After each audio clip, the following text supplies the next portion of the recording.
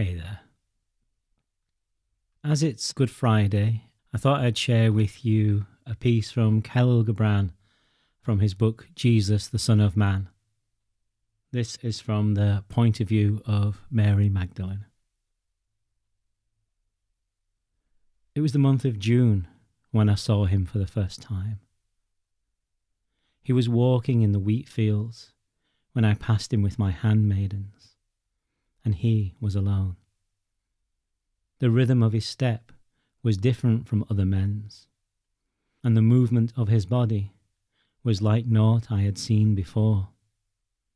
Men do not pace the earth in that manner, and even now I do not know whether he walked fast or slow.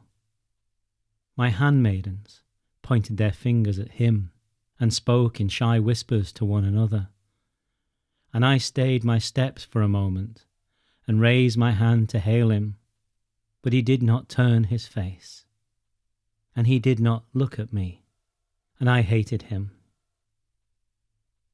I was swept back into myself, and I was cold as if I had been in a snowdrift, and I shivered.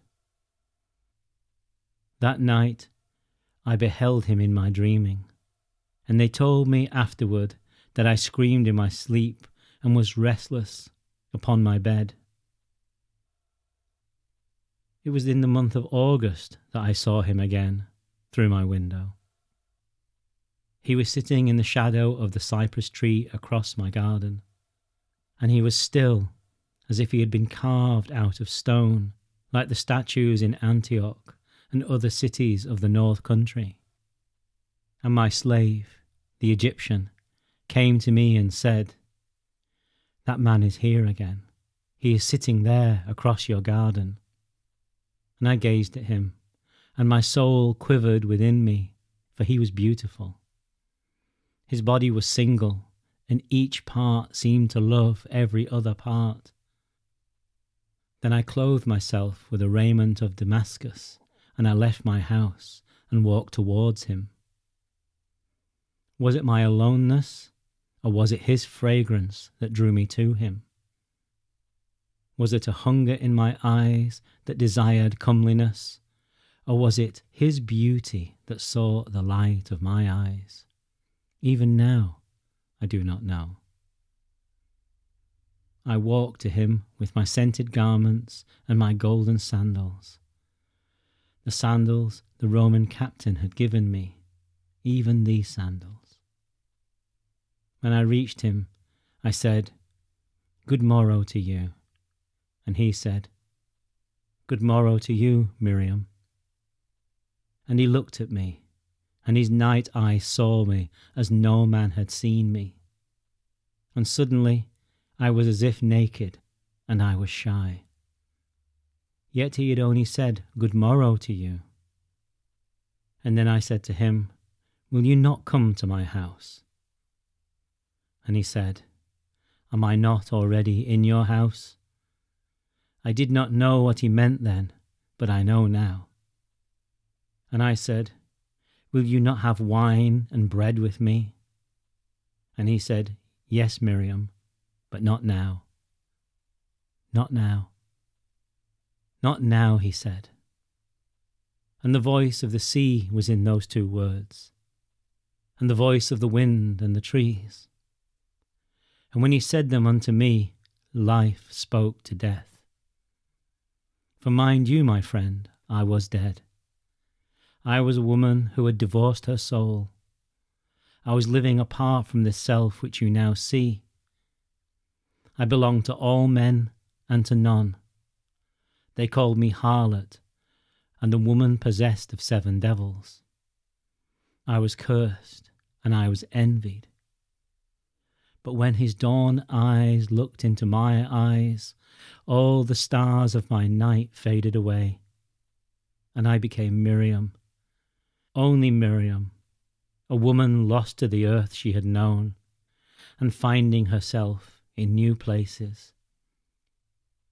And now again I said to him, "Come into my house and share bread and wine with me." And he said, "Why do you bid me to be your guest. And I said, I beg you to come into my house. And it was all that was sod in me, and all that was sky in me calling unto him. Then he looked at me, and the noontide of his eyes was upon me, and he said, You have many lovers, and yet I alone love you. Other men love themselves in your nearness. I love you in yourself. Other men see a beauty in you that shall fade away sooner than their own years. But I see in you a beauty that shall not fade away. And in the autumn of your days, that beauty shall not be afraid to gaze at itself in the mirror, and it shall not be offended. I alone love the unseen in you. Then he said in a low voice, Go away now. If this cypress tree is yours, and you would not have me sit in its shadow, I will walk my way. And I cried to him, and I said, Master, come to my house. I have incense to burn for you, and a silver basin for your feet. You are a stranger, and yet not a stranger. I entreat you, come to my house. Then he stood up and looked at me, even as the seasons might look down upon the fields, and he smiled. And he said again, All men love you for themselves. I love you for yourself. And then he walked away.